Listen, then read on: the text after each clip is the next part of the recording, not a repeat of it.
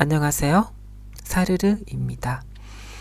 1,400원짜리 꿈의 직장에 몸 담으며 정말 다양한 사람들을 만났어요. 대부분의 사람들은 외국인이었고 독일말이 서툴렀죠. 그래서 오히려 동병상련 편안한 느낌이 들었나 봐요.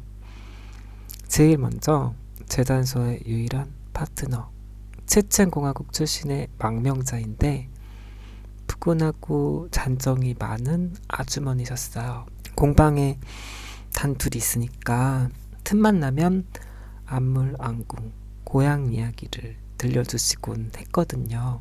7인의 신부라는 고전 영화가 있어요. 순박한 산골의 육형제가 형의 꾀임에 넘어가 마을에서 신부들을 납치해서 같이 산다는 살짝 약반 것 같은 병맛 영화인데 뮤지컬도 있고 꽤 볼만하니까 시간 나면 한번 보세요. 그 영화 속 일들이 실현되는 마법 같은 곳, 바로 체첸공화국 되겠습니다. 물론 지금은 신부 납치 관습이 금지가 되긴 했지만 지금까지도 음치에서 벌어지고 있다네요. 실화라고 했지만 그녀가 웃자고 지어낸 이야기일 수도 있어요.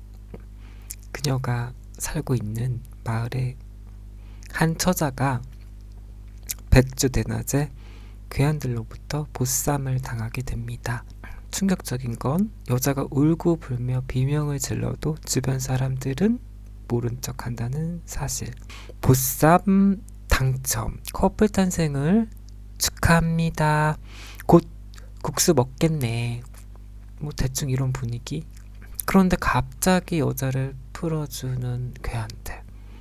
과연 어떻게 된 일일까요? 이성을 잃은 여자가 발버둥 치며 필사적으로 저항하다가 그만 관략근 조절 실패, 가스 유출 사고가 발생한 겁니다. 얼마나 고약했는지 괴한들이 놀래서 그냥 패대기를 쳤대. 신랑 될 청년이 도저히 안 되겠다면서 결혼할 마음이 싹 가셨다면서 똥방귀가 대수야? 인간 병기라고 놀림 좀 받으면 어때?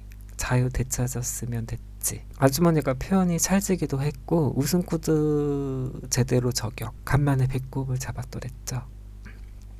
똥꼬 발랄한 이야기는 딱 거기까지였어요. 참고로 웃고 넘기기엔 무려 납치 강제 결혼 이야기란 점. 점입 가경 1994년부터 2009년까지 이어진 체첸 전쟁. 우크라이나 전쟁과 평행 이론인 게 체첸의 자원에 침 흘리던 양아치 러시아가 꽂은 이빨이었던 거야. 어렸을 때 뉴스로 몇 번 본 기억이 있는데 역사의 산 증인과 영접하게 될 줄이야. 아름다운 정원이 딸린 그녀의 으리으리한 저택은 잿더미가 되었고 그제는 삼촌, 어제는 오빠, 오늘은 남동생. 사랑하던 자매, 친구들도 전쟁에 죽어나갔죠. 쑥대밭이 된 거리마다 핏자국, 화약 냄새, 시체 썩은 냄새가 진동을 했대요. 시체를 너무 많이 본 탓인지 둔감해져서 나중에는 그냥 고깃덩어리처럼 느껴지더래요. 상황은 다르지만 하루아침에 집과 가족을 잃은 그녀의 처지도 저와 다르지 않았죠. 젊은 처자였던 그녀가 핏덩어리를 안은 채 몸도 제대로 풀지 못하고 오른 트럭은 누울 자리는커녕 앉을 자리조차 없어서 성냥갑의 성냥들, 노예선의 노예처럼 다닥다닥 붙은 채 서서 갔다나요? 산소가 부족해서 숨쉬기도 힘든데 사람들이 싼 오물로 인한 악취까지. 트럭으로 이동했으면 독일까지 수일은 걸렸을 텐데 상상을 해보세요.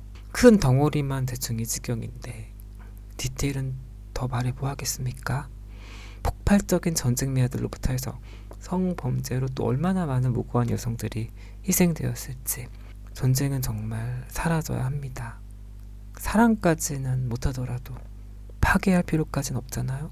무너진 집 건물들은 다시 지으면 되지만 파열된 영혼과 상처는 되돌릴 수 없어요. 아무튼 진짜 파란만장하고 기구한 인생은 따로 있었네.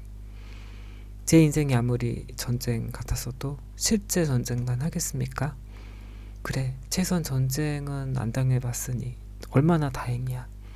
집이 하루아침에 잿더미가 되겠어? 사랑하는 사람들을 잃고 외톨이가 되어 방랑을 하겠어. 전쟁미아가 되어 연구 없이 또 돌아다닐 일도 없고, 샤워실로 가서 가스 목욕할 일도 없고, 마루타로 생체실험 당하느라 토막날 일도 없고, 멀쩡한 몸 벌집 될 일도 없고, 성폭행 당하고 살해당할 일도 없으니 내가 무슨 불평을 더 하겠어. 숨 붙어있는 것에, 오늘을 살아갈 수 있는 것에, 내일이 있다는 것에 그저 황송할 따름. 그 아주머니가 툭 그런 말을 던지시는데 뜨끔한 거야. 인간이란 존재가 참 영악해서 겉으로는 공감해주고 동정하면서도 한편으로는 내가 아니라 천만다행이다, 가슴에 쓸어내린다니까요. 그런데 항상 최악을 염두에 두는 것, 그보다 현실적인 위로가 있을까요? 긍정적인 사고만으로는 결코 절망에 대비할 수 없거든요. 절망의 절벽 아래 그물을 친 것은 다름 아닌 비판적인 사고였습니다.